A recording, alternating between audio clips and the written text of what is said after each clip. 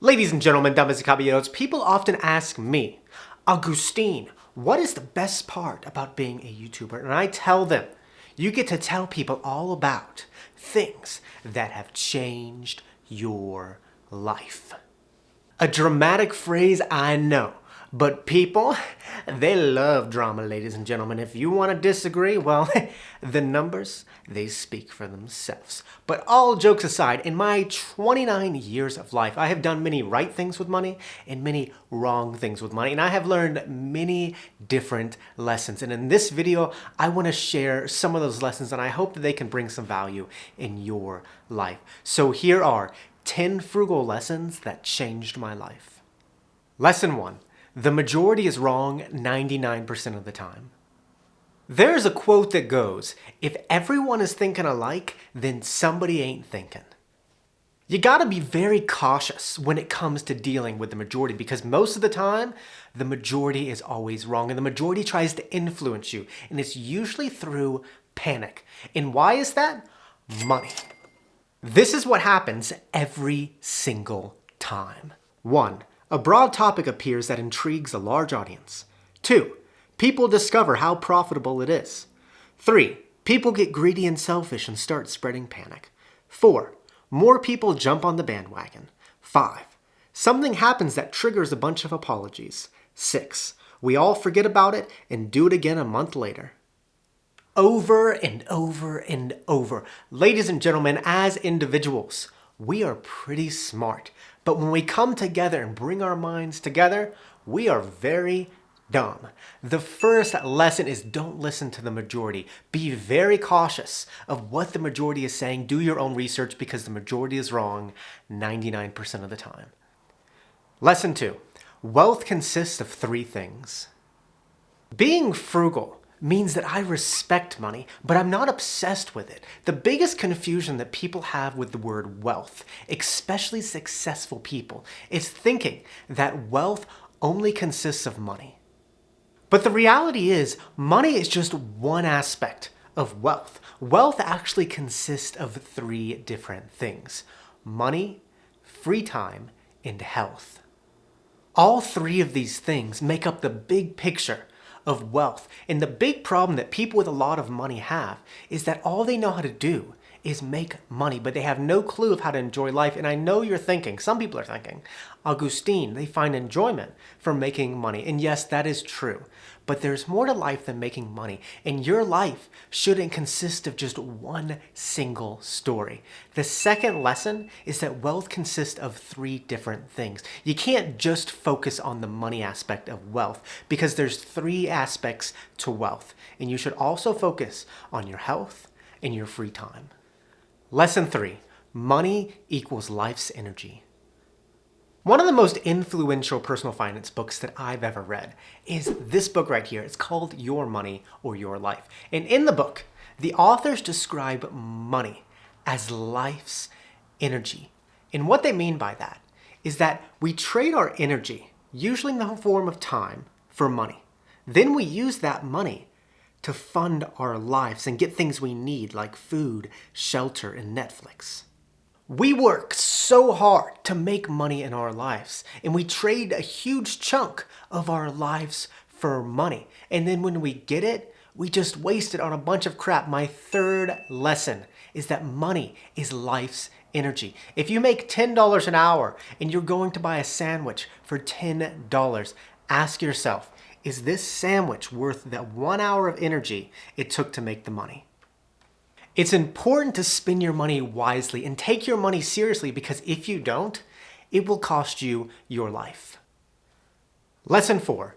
Delayed gratification always pays off. Ladies and gentlemen, I truly believe that good things come to those who wait, and my secret weapon and what has allowed me to achieve many things in life is called delayed gratification, which is the ability to wait to get what you want. Most people in this world only seek instant gratification. We want things quickly, and then we just spend all of our money very quickly. But the reality is, you don't get much from instant gratification. But when you delay your gratification and make small decisions every single day to save for something much bigger and wait, it will eventually work. My fourth lesson is that delayed gratification always pays off. If you want to travel the world, you can do it by delaying your gratification. If you want to work less, you can do it by delaying your gratification. If you want to not let your dreams be dreams, you can do it by delaying your gratification. It is my secret weapon, and in my experience, it works 100% of the time. The key, though, is to not delay your gratification for too long. Lesson 5. With investing, learn about index funds and move on with your life. Ladies and gentlemen, there is a pretty shocking statistic that I heard the other day, and it is that 99% of people think that they are better than the average driver. Isn't that a pretty shocking statistic, ladies and gentlemen? And I definitely did not make that up. But Warren Buffett, one of the greatest investors of all time, recommends that the average investor, the everyday investor, just buy into index funds over stocks. And if you don't know what index funds are, there's a good book I recommend right here. It's called The Simple Path to Wealth. Very easy to understand. But in my opinion, and I am not a financial advisor, and there's risks with investing, but I think one of the smartest things that you can do with investing is put your pride aside, invest in index funds, and move on with your life. But of course, do your research before investing in anything. But my fifth lesson is invest in index funds and move on with your life. You are not, as much as you like to think you are, better than the average driver. I do not know whose idea it was to make it mandatory to give everyone cars, but I don't think it was the best idea. But you are also not better than the average investor. And if you try to beat the S&P 500, you probably will not beat it. In my life, I have learned to accept your limitations, invest in index funds, and move on with your life. Lesson 6. Nobody is going to take better care of your money than you. Money scares people. Money intimidates people to the point where they'll just avoid the entire subject of personal finance, and sometimes they'll give their money to other people because they think that they'll take better care of it.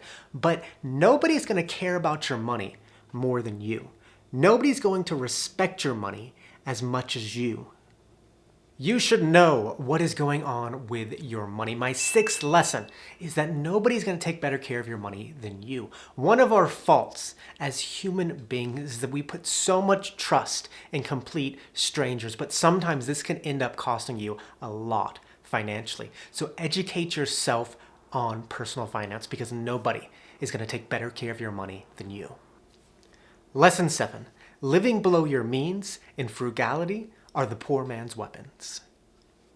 I am just an everyday person with a good old-fashioned sense of humor, ladies and gentlemen, but one of the most frequent comments that I get is that I say very common sense things. But we all need to be reminded of these very common sense things. You know, life is tough, and as Rocky Balboa said, it will beat you to your knees and keep you there permanently. And for the everyday person, life can be even more tough. But luckily, life provides us everyday people with some tools to combat this toughness. My sixth lesson is that frugality and living below your means are the poor man's weapons. I can't tell you how to make $1 million to choose the right stock, but I can tell you how to live below your means and be frugal. And in my opinion, those are tough weapons.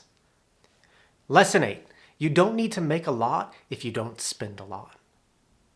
Ladies and gentlemen, I would rather make less money and have more time than make more money and have less time. And luckily, it's pretty easy to achieve that goal if I just spend less. The 8th lesson is that you don't need to make a lot if you don't spend a lot. It ain't about how much money you make. It's about how much money you keep. Lesson 9. If you get the big expenses down, then the rest is insignificant. A lot of times in my videos, I preach the idea, think small. We make small decisions every single day, and if you can focus on all those small decisions, it can add up to something much bigger. However, despite that, if you focus on your big expenses, on your rent, your utilities, and your car, and get those down as low as you can, then the other stuff is pennies compared to that. My 9th lesson is that if you get the big expenses down, then the rest is insignificant. I am very intentional with how I spend my money, but I don't worry too much on things like a cup of coffee because my big expenses are so low. Lesson 10. Money comes and goes, time is limited. Ladies and gentlemen, despite talking all the time about money, I am not really a money guy. I look at money from the lens of if I manage my money correctly, I can live the life I want. I spent a huge chunk of my 20s traveling the world. And to me, those experiences are priceless. They literally make me smile every single day. And if I were to save the money, it wouldn't have been worth it because I wouldn't have had gotten the experiences. My final lesson is that money comes and goes, but time is limited. In the personal finance space, people talk so much about making money and saving money.